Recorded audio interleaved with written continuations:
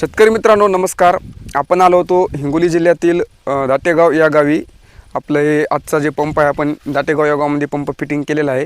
तर त्याकरिता मित्रांनो जे 3 HP चा पंप आहे, DC सबमर्सिल ही मोटर आहे आणि हा 3 HP चा पंप आहे.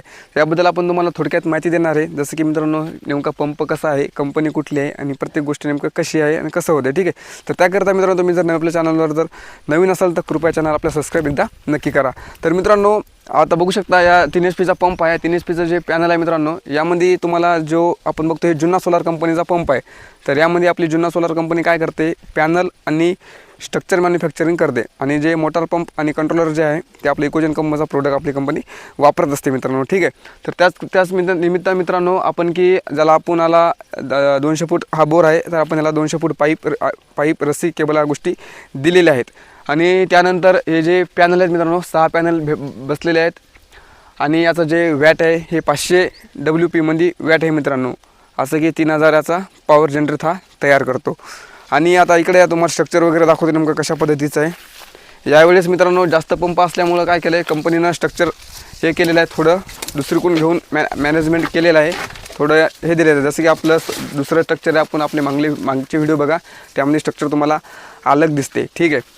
आणि हा पोल आहे आणि हा इकोट्रॉनचा कंट्रोलर आहे, मोबाईल ऑपरेटिंग सिस्टीम आहे याला. आणि आपल्याला जर हा कंट्रोलर मोबाईलवर चालू बंद करायचा असेल तर आपण आपला स्क्रीनवर तुम्हाला नंबर देतो.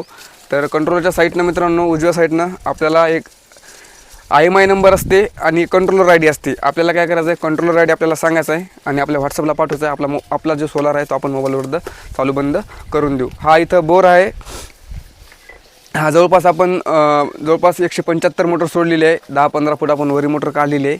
आणि आता आपण याचं वॉटर प्रेशर बघू नेमकं कसं राहिलं आहे, ठीक आहे. आता आपण स्विच चालू करू.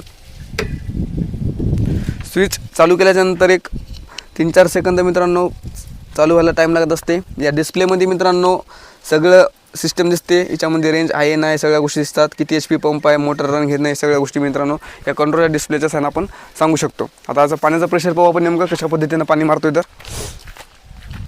ही मित्रांनो जे डिलिव्हरी आहे 2 इंची डिलिव्हरी आहे, 2 इंची पाईप आहे. हा मोटर चालू केलेली आहे, हवा यायली याची.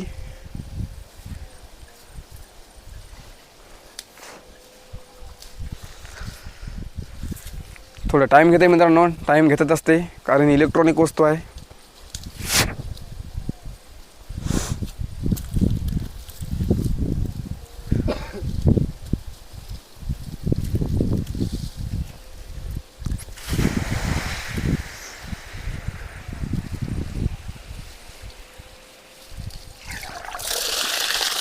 तर पहा मित्रांनो हे अशा प्रकारचं प्रेशर आहे, बघू शकता.